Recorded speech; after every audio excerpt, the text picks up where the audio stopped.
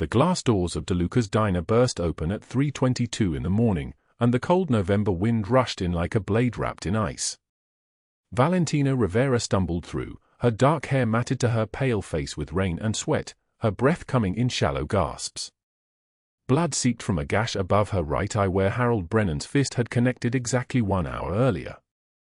Her coat, once navy blue and thick enough to hold warmth, now hung torn at the shoulder, revealing a bruised collarbone the color of rotting plums. The black and white checkered floor tilted beneath her feet as she moved deeper into the diner. 3 in the morning meant empty booths, meant a single waitress named Carol smoking a cigarette by the register, meant no witnesses. The smell of stale coffee and grease hung in the recycled air like a living thing, suffocating and familiar. She had eaten leftovers from this diner's garbage bins more than once. Valentina collapsed into the cracked red vinyl of a back booth, her trembling hand still clutching 2 things that represented everything she had in the world. The first was an eviction notice. 12 days. The deadline was marked in red ink so bright it looked like fresh blood.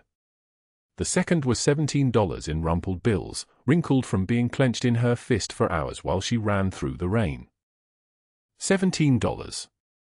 Her vision blurred as tears mixed with rain and blood. She did not know how long she sat there, staring at nothing, her small body folded into the corner of the booth like something broken. Minutes passed. Or maybe seconds. Time moved differently when you were terrified. The door opened again. 3 men entered the diner at 3:27 in the morning. The temperature in the room seemed to drop another 10 degrees. The first man was tall, broad-shouldered, moving with the precision of someone who had never wasted a single motion in his life. His charcoal coat still carried the bitter cold from the Los Angeles night air. It was tailored from wool that cost more than Valentina's monthly rent. His dark eye swept across the empty diner like searchlights, noting everything, forgetting nothing. Alessandro Caruso was 35 years old but carried the exhaustion of a man who had seen things that could not be unseen. A thin scar ran from his left eye to his cheekbone, pale against his olive skin. He wore no jewelry except a gold watch worth $50,000 on his left wrist, and a single silver ring on his right hand that bore the crest of a family that had ruled the underworld for 3 generations. Rocco and Pietro flanked him, dark-suited and silent, their hands resting in positions that made it clear they were not resting at all. They were alert. They were ready. They were always ready. Alessandro's gaze found Valentina in the back booth, and he did something that shocked both of his men. He walked directly toward her. No hesitation. No assessment. He simply moved through the diner like a general surveying a battlefield, and then he sat down across from her without invitation, his tailored coat brushing against the booth with a whisper of expensive fabric. Valentina looked up at him through the blood and tears and rain. Her voice came out like a wounded animal making its last sound. "Please," she whispered, and the word cracked in half as it left her mouth. "My son needs medicine. He's burning up with fever. I have $17. I'll do anything. I'll do anything you ask." The words hung in the cold diner air. Carol stopped moving by the register. The fluorescent lights hummed overhead, casting everything in a sickly yellow glow. Alessandro Caruso went absolutely still. His jaw tightened.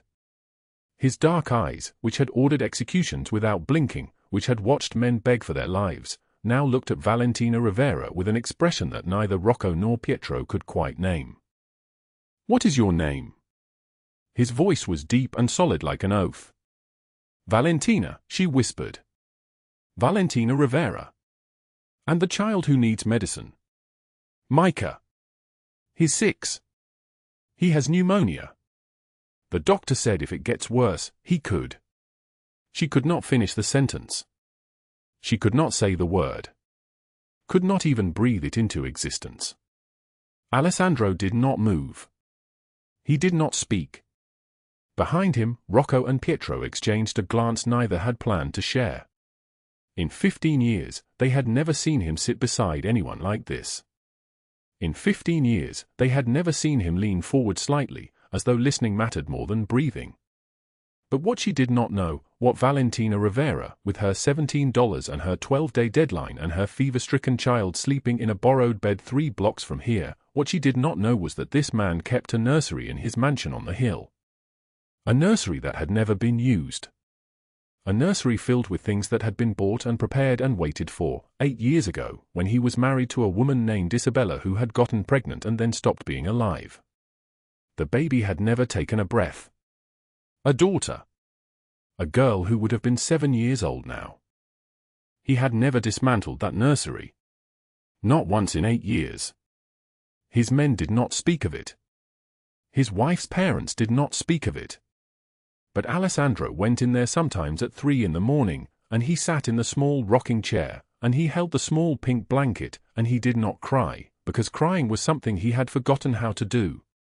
Now, looking at Valentina Rivera, something in his chest moved like a door opening to a room he had sealed shut. "Where does your son sleep tonight?" he asked. "A shelter. The Riverside Shelter. Room 12.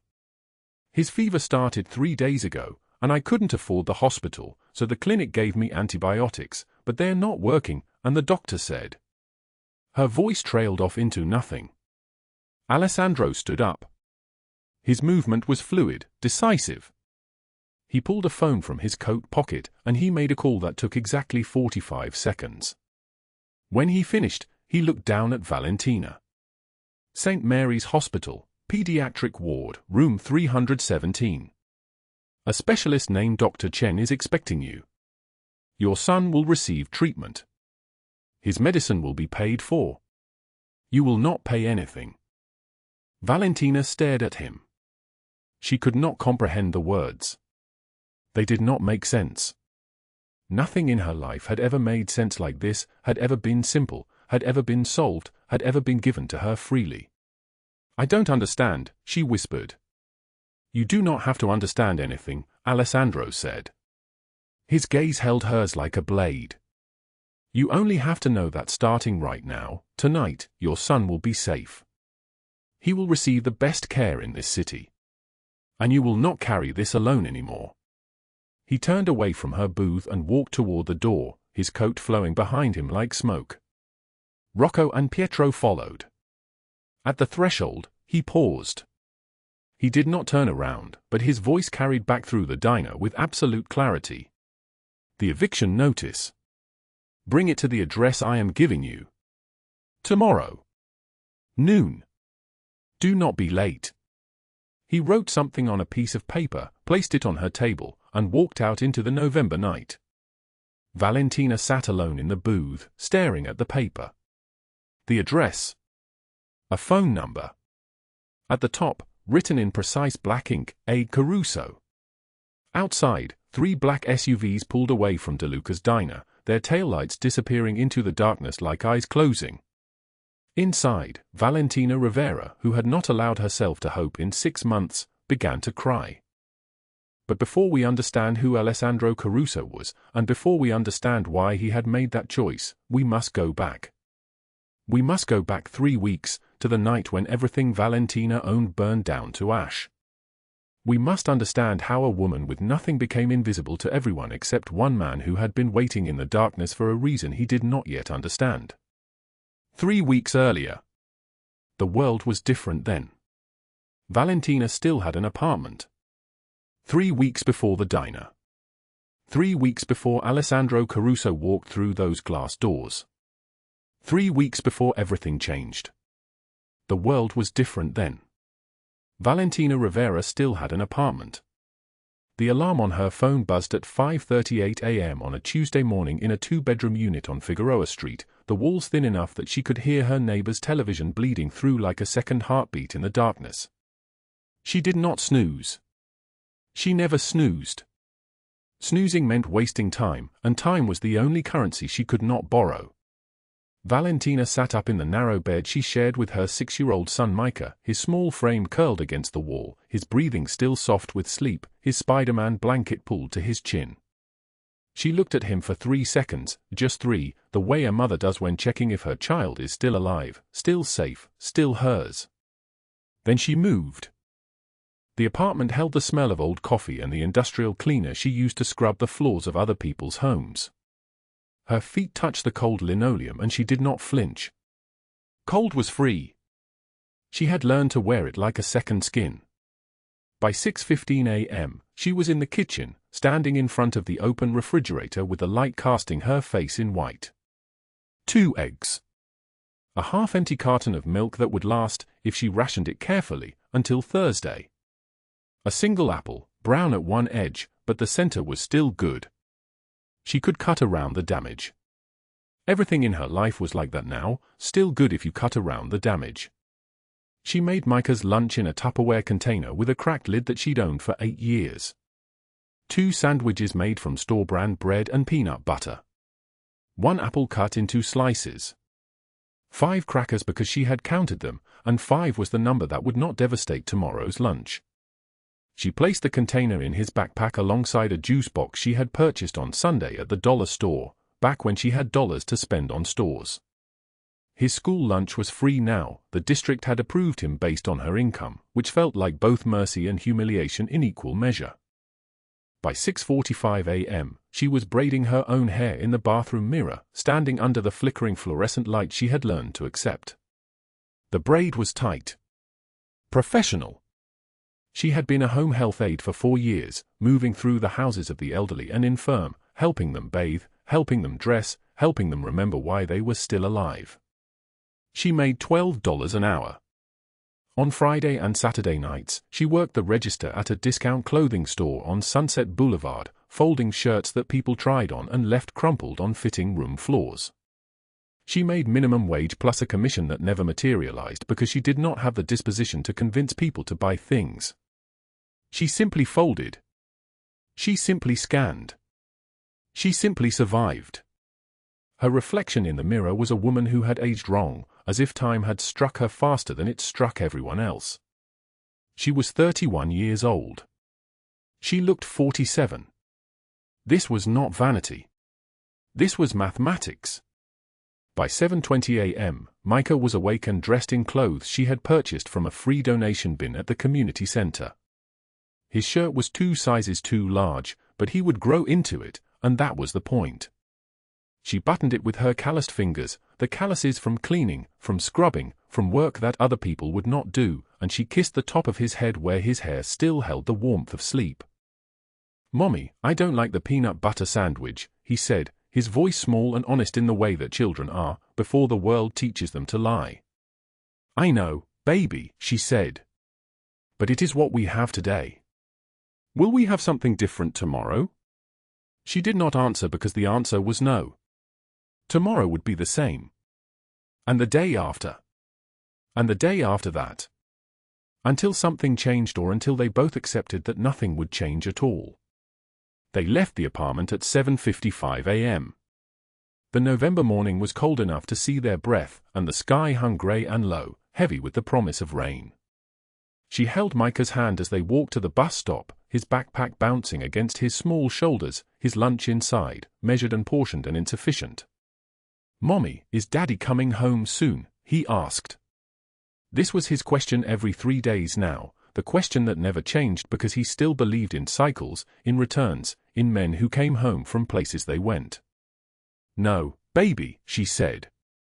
"Daddy is not coming home. He is in a different place now, where he is warm and safe."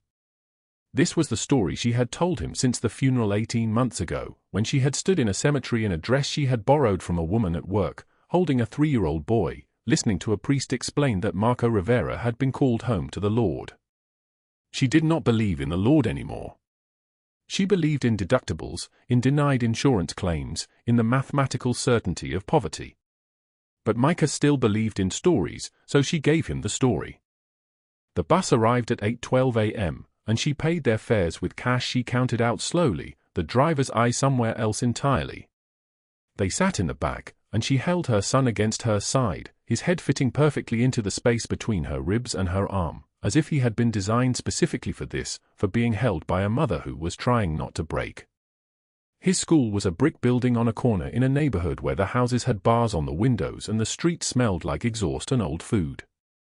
She walked into the entrance, where other mothers were dropping off other children, and some of those mothers were dressed in suits, heading somewhere important, while others looked like her, worn down, stretched thin, measuring every moment in productivity and cost. "Have a good day at school, Micah," she said. "Do your best. Be kind. I will pick you up at 3 o'clock. Will you?" he asked. Because even at 6 years old, he had learned that promises were conditional things, that people who said they would come back sometimes didn't. "I will always come back for you," she said. And she meant it. This was the only promise that mattered, the only one that superseded rent and bills and the slow mathematics of survival. She worked from 9 a.m. to 5 p.m. as a home health aide, moving between 3 houses, 3 elderly people who needed her to help them move through their days. She bathed Mrs. Chen, who was 93 and had not left her bed in 2 years.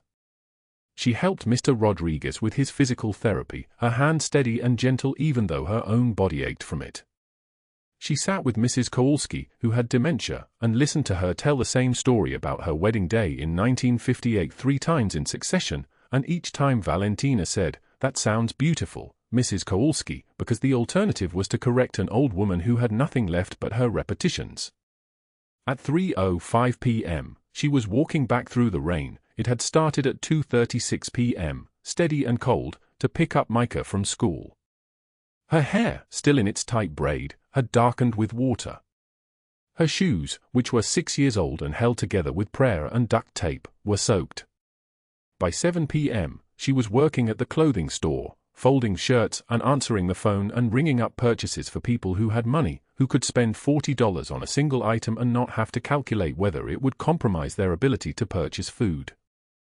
By 10:41 p.m., she was home, and Micah was already asleep, having been picked up by her co-worker Diane and kept in the back room of the store while Valentina finished her shift. She carried him to bed, still wearing his clothes, and she lay down beside him and stared at the ceiling until her body finally surrendered to sleep. This was her life. This rhythm. This mathematics. This small, desperate, beautiful fight to keep her son in school and food in his stomach and a roof, however thin, over their heads. But on Tuesday, November 14th, at 11:06 p.m., everything changed. She woke to smoke. Not the smell of smoke. The presence of smoke. It was in her lungs before her mind understood what it meant, thick and chemical and wrong. The smoke detector in the hallway was screaming, a sound like an animal in pain. She sat up, and for one moment, just one, she did not understand. Then understanding arrived like a blade. Fire. Micah. She was already moving, already pulling him from the bed, already wrapping her body around his small form. His eyes opened confused and frightened. She did not let him ask questions. She ran. Down the hallway where the smoke was thicker, where she could not see the wall, where her hand found the doorframe by touch alone. The stairwell was black. She could hear the fire somewhere below her, the sound of something eating, consuming, destroying. She took the stairs 2 at a time, her bare feet slapping against concrete, her son heavy in her arms, her lungs burning. At the bottom of the stairwell, a neighbor was standing in the street in his boxer shorts, staring back at the building. She emerged into the November night, barefoot and in her nightgown, and she kept running until she reached the sidewalk and the air was clearer and she could breathe. The fire was coming from the 3rd floor. Her floor. Her apartment. Her home. Within minutes, the fire trucks were there, their red lights painting the street in shades of crisis. Firefighters moved with purpose and training into the building while Valentina stood in the street with Micah wrapped in a blanket someone had given her, watching the windows of her apartment glow orange and gold and white. She tried to count what she was losing. She stopped at 7. The apartment was small enough to count everything in it.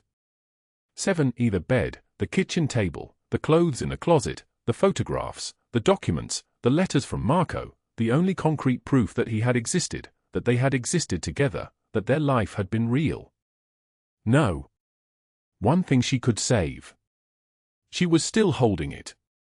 A single photograph of Marco in his army uniform, taken 8 weeks before the accident that killed him, the photograph she kept in the drawer of her nightstand, the one she had grabbed as pure instinct while running. By 1 a.m., the fire was contained. The firefighters said it was faulty wiring. They said she was lucky to escape. Lucky. She repeated the word in her mind, trying to locate it, trying to understand how this night could be described using that word. By 2:15 a.m., she was sitting on a bench with Micah asleep against her, waiting for Diane to arrive with clothes and a place to sleep. The insurance claim would arrive in envelopes weeks later, stamped with words that would read like a death sentence: policy lapsed. Payment not received. Coverage terminated. The premium had been due on the 1st of November. She had paid it on the 4th. 3 days late. 3 days had cost her everything. But what Valentina did not know, what she could not know, standing in the ash-smelling night with her son unconscious against her body and a single photograph in her hand, was that the fire had not been an accident at all. Harold Brennan, her former high school boyfriend, the man with friends in the police department, the man who had grabbed her wrist in a parking lot and smiled while she cried, had paid a man named Santos $2,000 to set that fire. Harold was preparing his next move.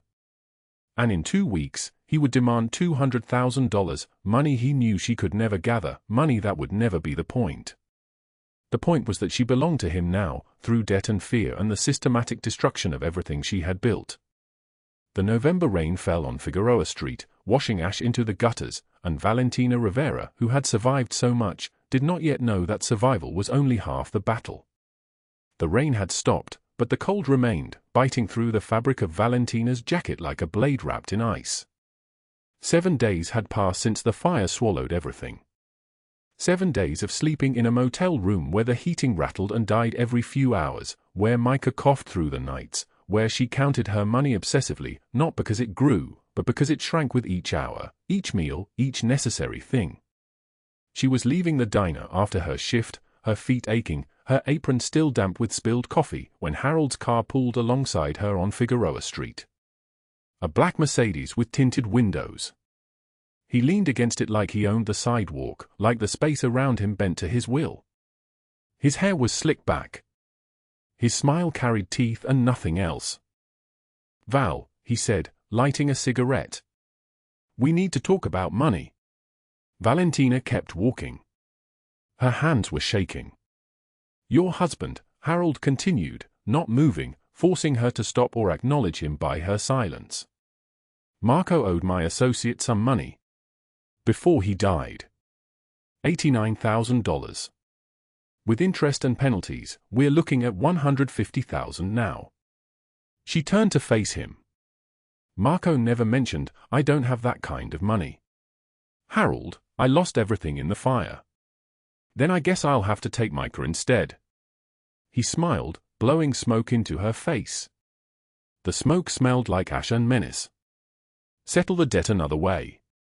I know people who pay good money for healthy kids. Very healthy kids." The world tilted.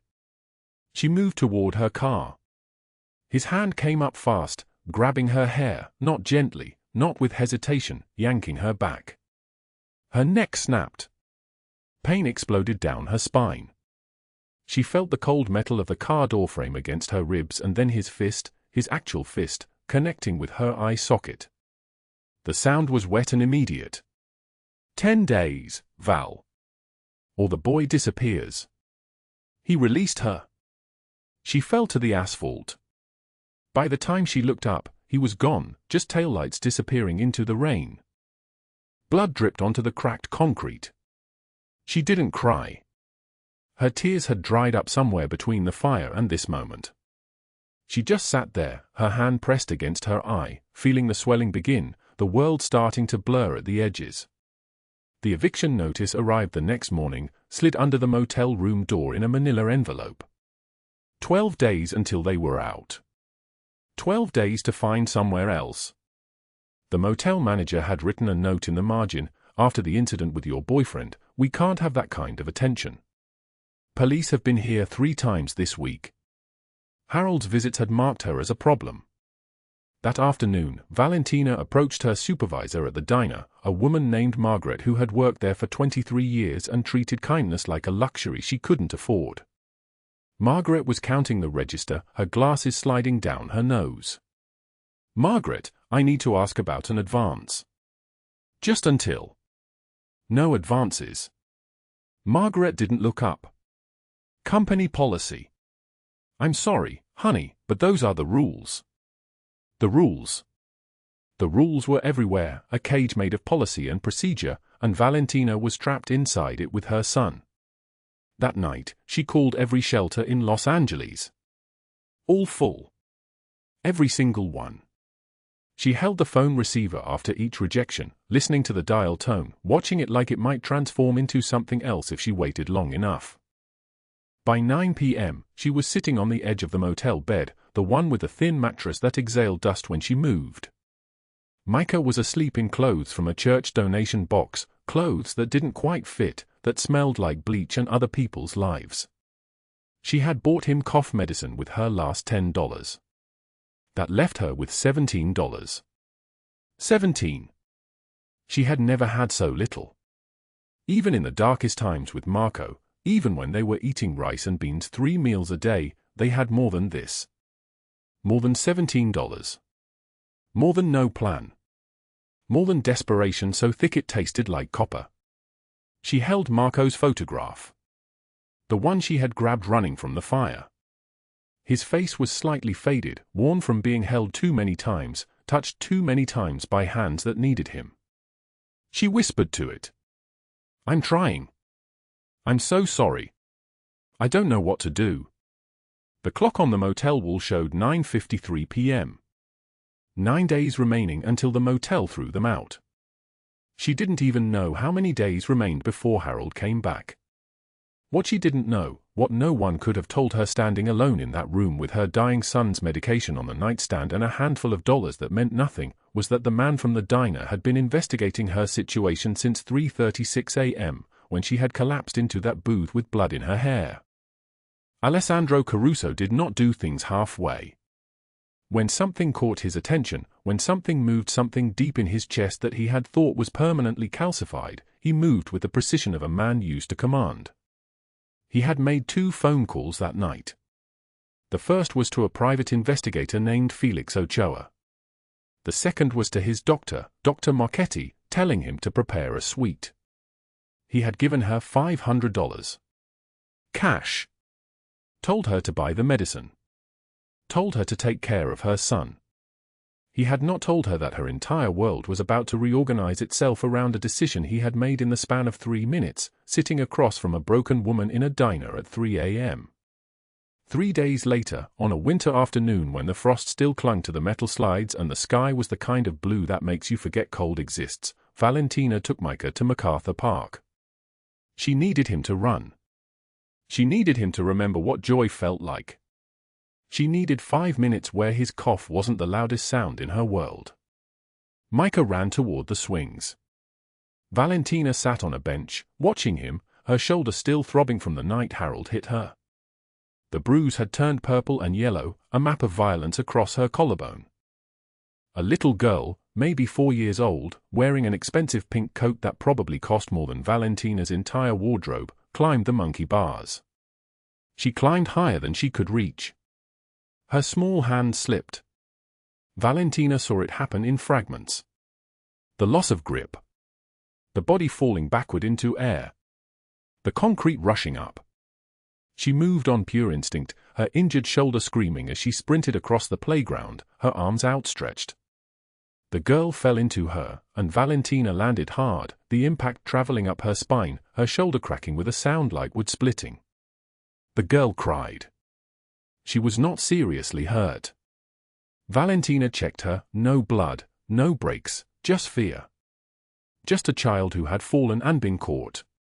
2 men in dark suits came running from a parked SUV, their hands reaching for weapons before they saw Valentina on the ground, cradling their charge. They froze. Rocco, tall, scarred, moving like something perpetually coiled, reached for his phone.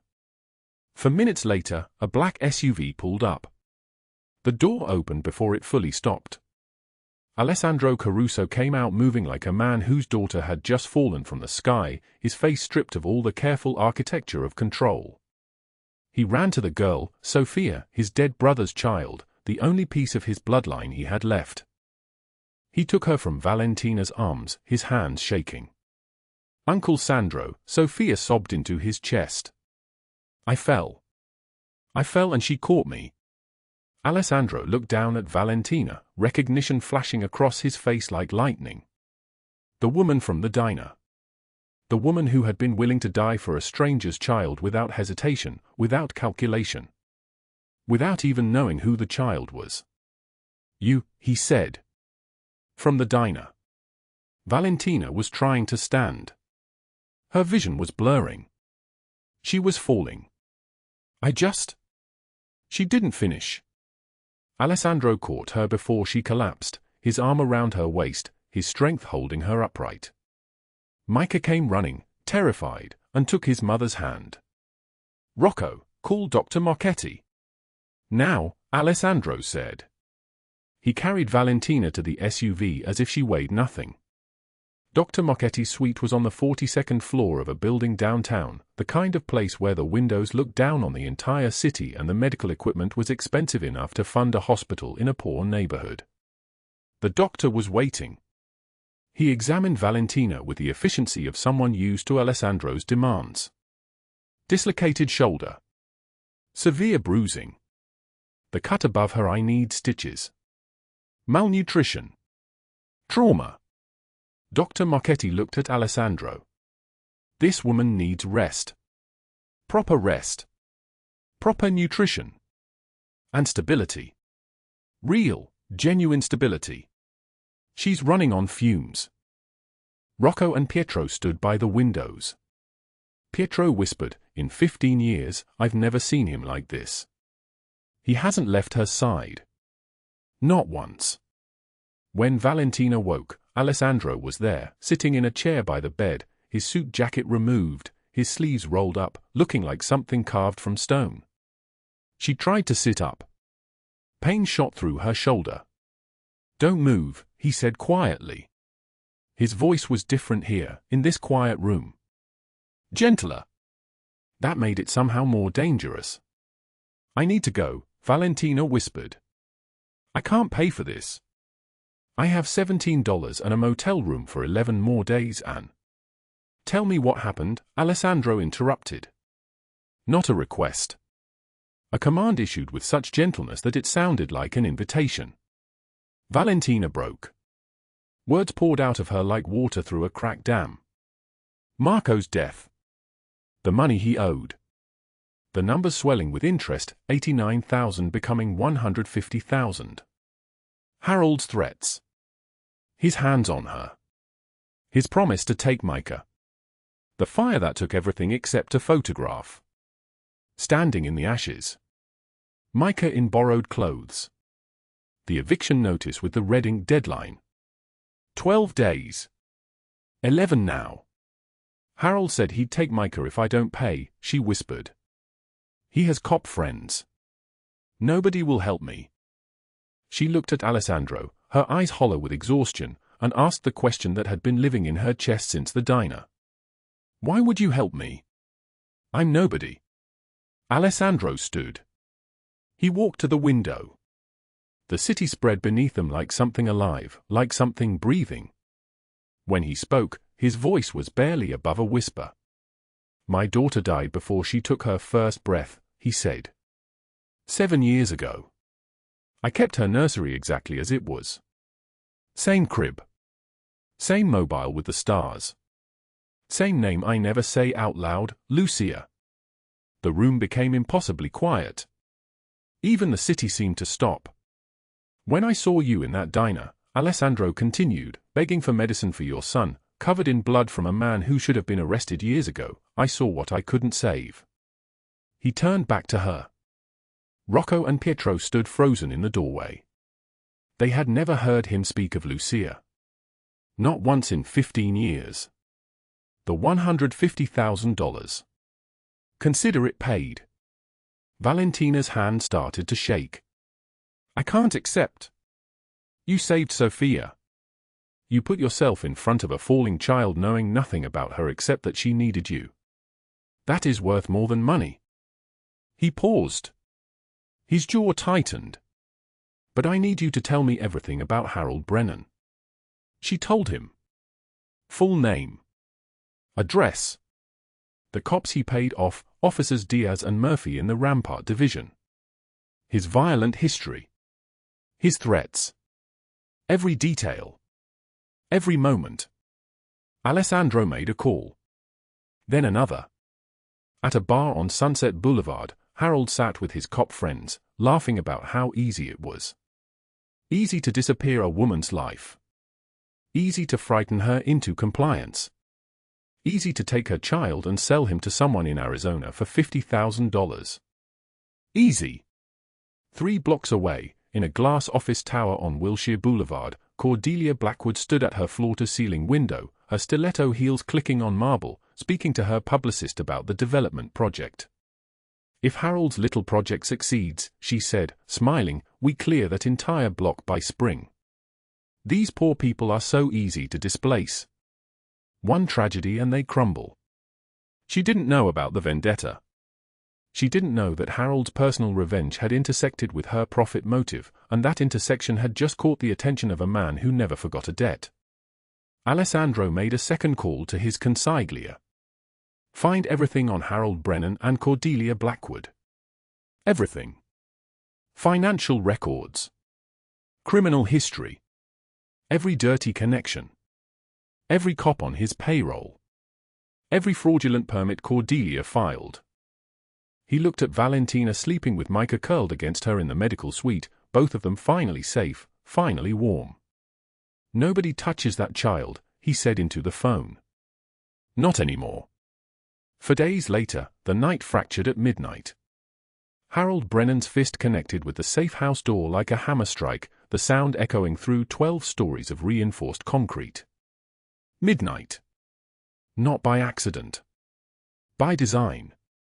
He had learned the location from Officer Diaz, who had learned it from a dispatcher he'd paid, and now Harold stood in the hallway with a half-empty bottle of whiskey in his left hand and rage burning through every cell of his body, his shirt torn, his jaw swollen from something he couldn't quite remember, his breath reeking of bourbon and desperation.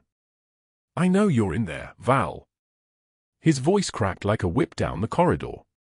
"Time's up. That rich bastard can't protect you forever. You think money makes you untouchable? You think—" The door swung open. Not Valentina. Not one of the men she expected. Alessandro Caruso stood in the frame, barefoot, wearing only black pajama pants and an open white shirt, his chest marked with a scar that ran from collarbone to ribs like a map of violence endured. His dark eyes, still heavy with the memory of sleep moments before, now burned with something that made Harold's drunken swagger collapse into itself. "You," Harold slurred, stumbling backward. His hand tightened on the whiskey bottle. "You're the one. The one who paid her debt. That money was mine. And the kid, my son, legally, I have papers filed." Alessandro's voice dropped. Not a shout. A whisper. A whisper that somehow carried more weight than thunder. "Leave. Now. Or you will not leave at all." Harold pulled the knife from his pocket with the speed of a man whose desperation had erased the instinct for self-preservation. A 7-inch blade with a serrated edge, the kind you buy in a gas station for $12, the kind that kills just as thoroughly as a weapon worth $1,000. He raised it toward Alessandro's chest and said something, a threat, a slur, words that would not matter in the next 2 seconds.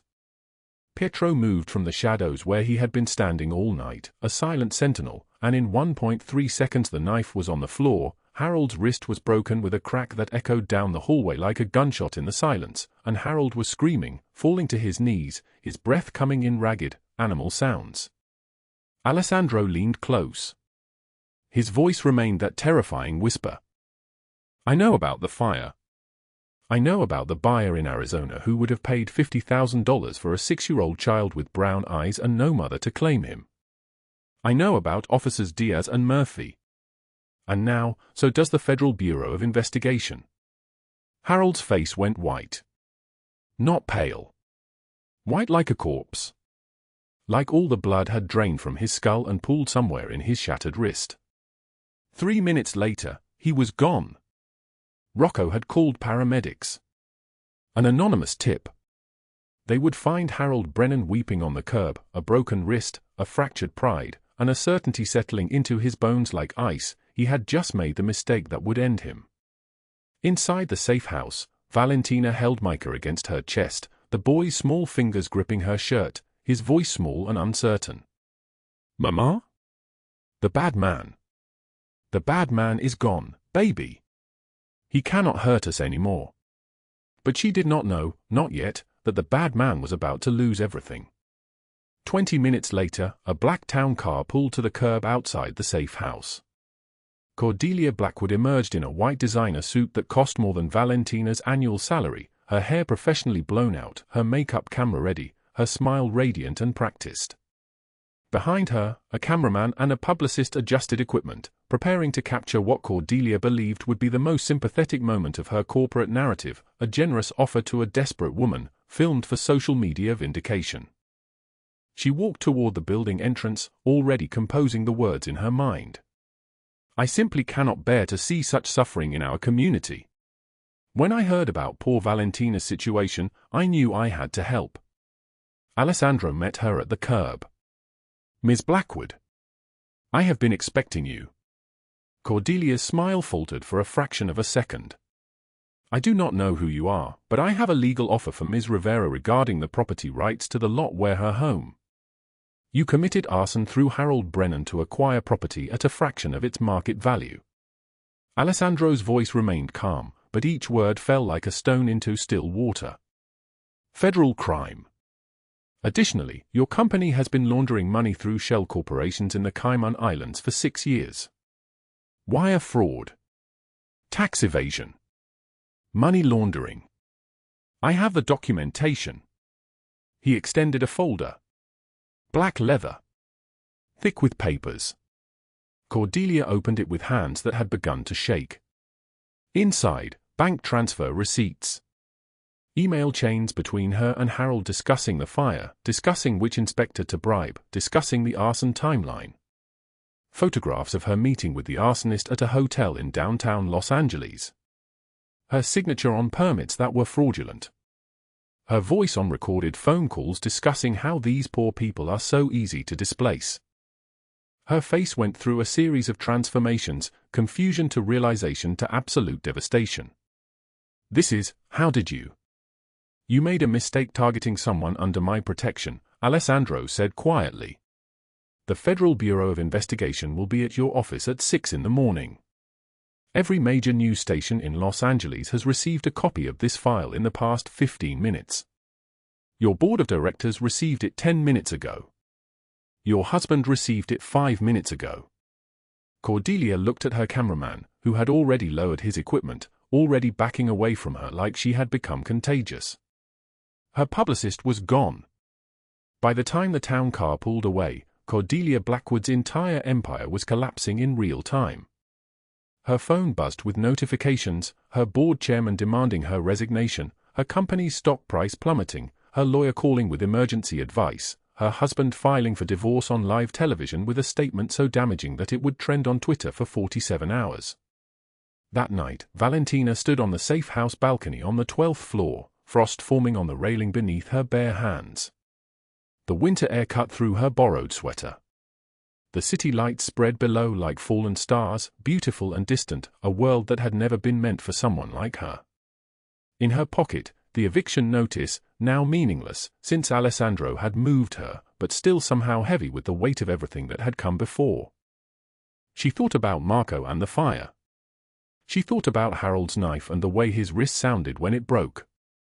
She thought about Cordelia's white suit and her practiced smile, already disintegrating into ruin. She thought about how she was just a burden now. A broken woman with nothing to offer, dragging her son through danger, putting him in the crossfire of a vendetta she did not understand. How much better might his life be if she simply stepped away? One step forward. That was all it would take to stop being a weight around his neck. To stop being a problem someone had to solve. She closed her eyes.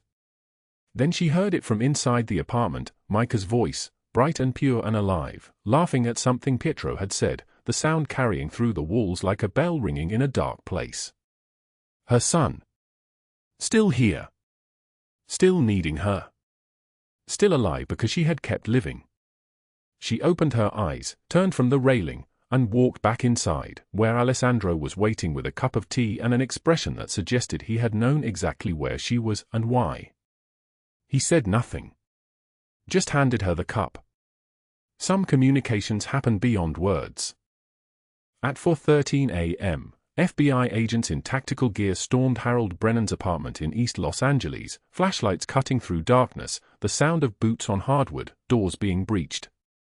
Harold woke screaming, hands up, trembling like a cornered animal as agents surrounded his bed. Harold Brennan, you are under arrest for arson, conspiracy to commit kidnapping, human trafficking, and wire fraud. They dragged him out in handcuffs, his skin pale against the black metal, his screams echoing down the apartment complex hallway. Officers Diaz and Murphy were arrested simultaneously at their respective homes, their corruption exposed in a single coordinated operation, their careers and pensions vaporizing between one moment and the next.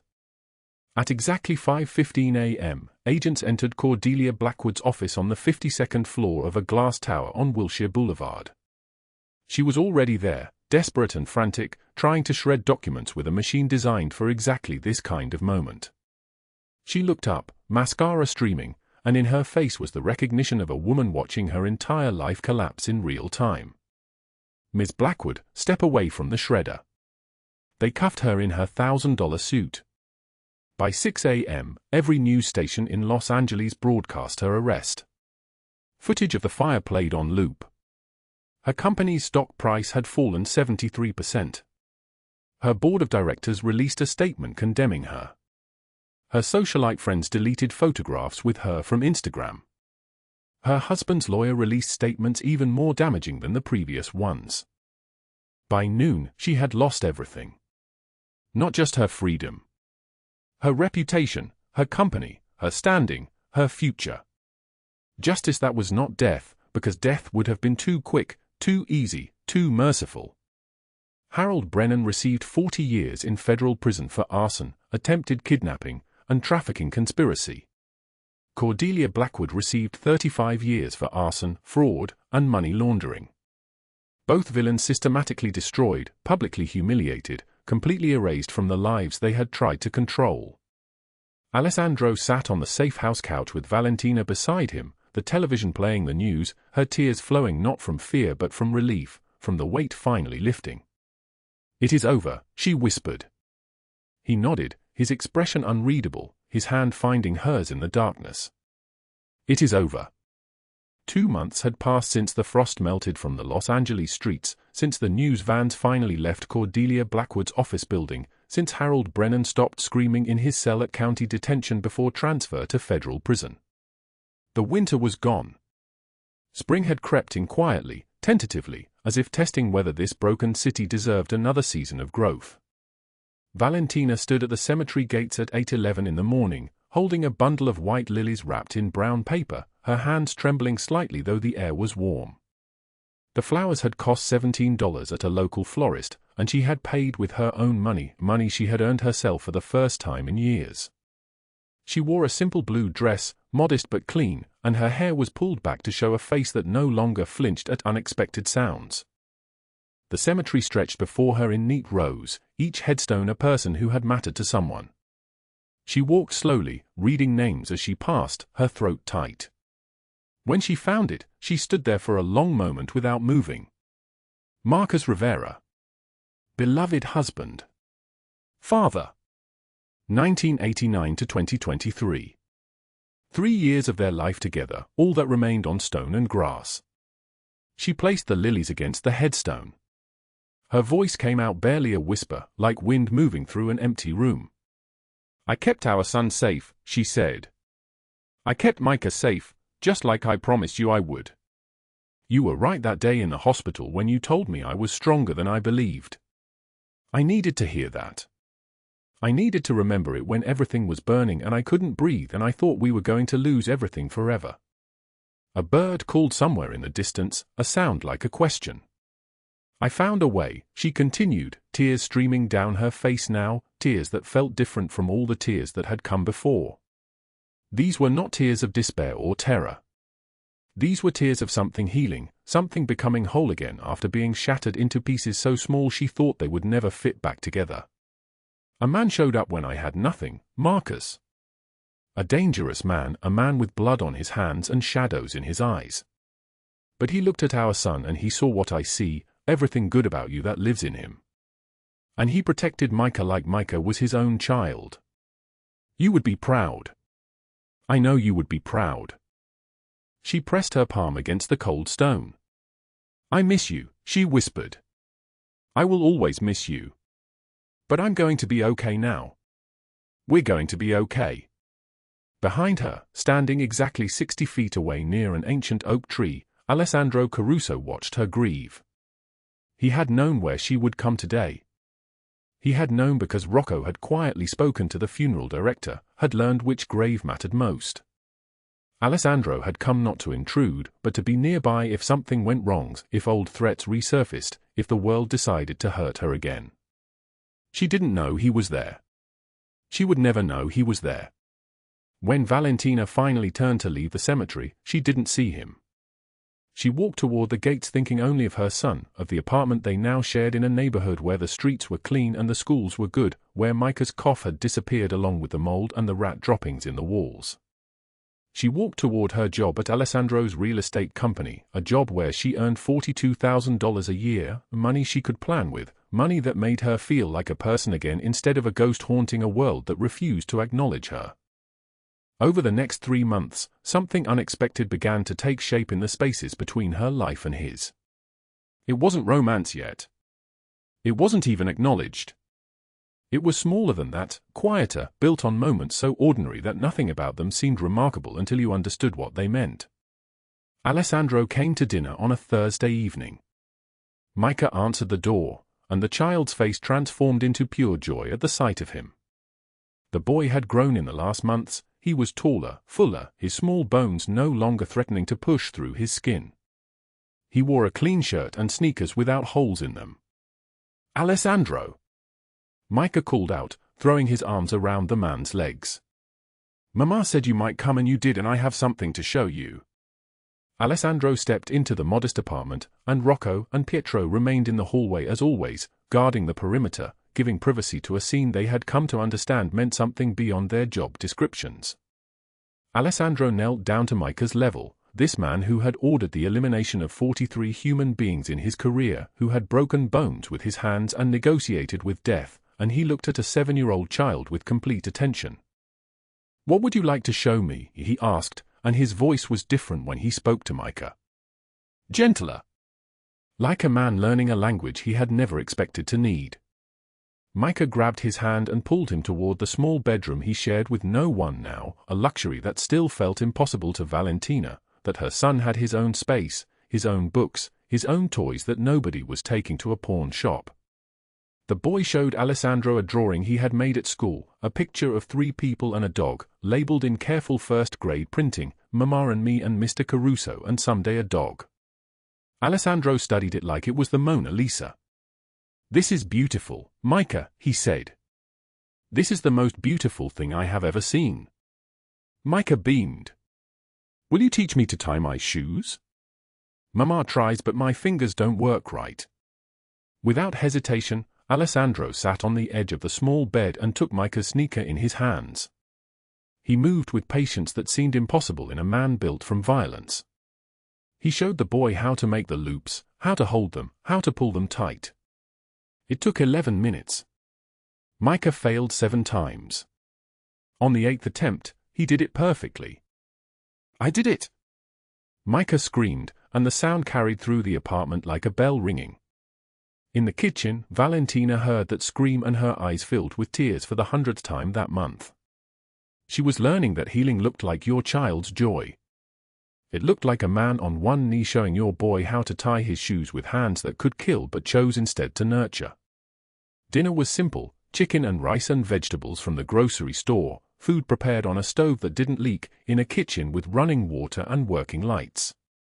Pietro had spent the afternoon before teaching himself Valentina's mother's recipe for arroz con pollo, a dish that Valentina mentioned once in passing 3 weeks ago. When she asked him why he had bothered learning, Pietro shrugged and said, "The boss likes things done right." Rocco brought wine, expensive wine that cost more than Valentina's weekly salary, and he set the table with the kind of formality that transformed the modest space into something almost elegant. He told her a story about a job site where a concrete mixer broke down, and somehow the story became funny, and Valentina laughed. Really laughed. The kind of laugh that starts in your belly and comes out without permission. Alessandro watched her laugh, and something in his chest tightened in a way he didn't have a name for. The months accumulated like seasons. Summer arrived, thick and hot and golden. Valentina completed a business management course offered through a community college, sitting in evening classes while a rotating team of Alessandro's people watched Micah. She earned an A on her final project. Alessandro attended her graduation ceremony, sitting in the back row, watching her walk across the stage in a rented cap and gown, her smile wider than he had ever seen it. Micah turned 7. Alessandro brought a birthday cake from the most expensive bakery in Los Angeles, and it was decorated with a picture of the boy's favorite superhero, and Micah cried because no one had ever made something that special just for him. They celebrated in Alessandro's mansion, which had changed in ways only Rocco and Pietro fully understood. The sealed nursery on the second floor, the one that had remained locked for 14 years since Lucia died, had finally been opened. Not emptied. Not erased. But transformed. A man who had spent 14 years unable to speak his dead daughter's name had finally whispered it aloud. One evening near the end of summer, Valentina found herself alone with Alessandro on the mansion's terrace. They had put Micah to bed. Rocco and Pietro had withdrawn into the shadows. The city lights spread out before them like a million tiny prayers. "Why did you really help me?" Valentina asked. The question had lived inside her since that night in the diner, waiting for the right moment to escape. Alessandro was quiet for so long that she thought he wouldn't answer. When he finally spoke, his voice sounded like it was coming from very far away. "When I saw you in that diner, begging for medicine for your son, I saw every prayer I screamed into the void when my daughter died," he said. Lucia was 4 years old. She had a fever that wouldn't break. The doctor said it was nothing, just a virus, but it wasn't nothing. It was everything. She was everything. He paused, and Valentina heard the sound of him breathing, the sound of a man holding himself together with will alone. "She died on a Tuesday," he continued. "And I became someone else that day. Someone hard. Someone who believed that pain was currency and suffering was the only honest thing left in the world. For 14 years, I didn't say her name. I didn't let anyone speak it. I kept that grief locked away like it was contraband." He turned to look at Valentina then, and she saw something in his eyes that broke her heart, a man who had been drowning in his own sorrow for so long that he had forgotten what air tasted like. "But when I saw you," he said, "I was given a chance to answer a prayer this time. To actually do something instead of just watching. And saving you and Micah, it gave Lucia's memory purpose. It transformed her death from something senseless into something that created life. Does that make sense?" Valentina took his hand. His palm was warm, and his fingers were calloused, and they trembled slightly in hers. "You're a good man, Alessandro Caruso," she said. He shook his head. "No. But maybe I'm trying to be. Maybe that's enough." The year turned. Fall came with copper leaves and cool mornings. Winter arrived again, though this winter felt different, less like a curse and more like a season that would eventually pass. 1 year and 3 weeks after Valentina stumbled into a diner with $17 to her name and a desperation that felt like drowning, she stood on the balcony of her own penthouse apartment. She had earned this. Every square foot, every window, every piece of furniture in this space represented her work, her education, her refusal to break when breaking would have been easier. She had started her own consulting firm. She had 4 employees. She had clients. She had a future that belonged to her alone. The winter night pressed against the glass like something alive. Stars cut the darkness into pieces. She wore a black dress from her company's anniversary celebration downstairs, and she held a glass of wine, thinking about the distance she had traveled from that first diner booth to this view of the glittering city. She heard footsteps behind her. Alessandro stood in the doorway holding a coat, the coat she had left at his office 3 days ago. "You forgot this," he said. Valentina smiled. "Or maybe I left it on purpose so you'd have to come find me." He stepped onto the balcony, and frost crunched under his shoes. For a long moment, they stood in silence, the city humming beneath them like a living thing. "From the beginning," Valentina said finally, "you've been waiting. Waiting for me to heal. Waiting for me to be ready. Waiting for permission to be something other than what you were. Why did you wait?" Alessandro's jaw tightened. "Because you deserved time. Because Micah needed to know that safety was real before I became part of his life in a way that mattered. Because," he stopped, struggling with words he had carried for a year. "Because from that first moment, you were the answer to a prayer I didn't know I was praying." Valentina set down her wine glass. "I loved Marcus," she said. "I always will. He gave me Micah. He gave me the best part of himself that still breathes and laughs and asks me to teach him about the stars. But he's gone, and you're here, and you've been waiting for me to be ready. So I'm telling you now, I'm ready." Alessandro closed the distance between them. His hands found her face with a gentleness that seemed impossible in someone who had known so much violence. "I don't deserve you, Valentina Rivera," he whispered. "Maybe not," she said. "But you're mine anyway." They kissed as the stars watched and the frost glittered like diamonds thrown across the city. Inside, through the window, Micah slept peacefully in his room, safe and loved, his bad dreams finally gone. 6 months later, Micah turned 8. Sophia, Alessandro's niece, turned 9 on the same day. The mansion filled with children and light and laughter, sounds that had been absent from those walls for so long that the room seemed to remember how to hold joy again. The sealed nursery had become something new. Not erased. Evolved. The wall still held Lucia's name embroidered on pillows, her memory alive in the fabric of the space, but now the room was filled with pillow forts and toy boxes and the sound of children playing together. Sophia carried her sister's pillow everywhere, sleeping with it, understanding somehow that keeping a dead person's memory alive was an act of love. Valentina and Alessandro stood in the doorway watching the children build their fort. Rocco and Pietro arranged the birthday cake, chocolate with white frosting, 2 different designs to honor 2 different birthdays celebrated as one. Alessandro put his arm around Valentina, pulling her against his side. His touch was natural now, unself-conscious, a language they had learned over months of small moments that accumulated into something unshakable. "Family," he said quietly. Valentina leaned into him, her head against his shoulder, feeling the solid reality of him, this man who had been a stranger once, who had become her protector, then her friend, then the person she chose to build a life with.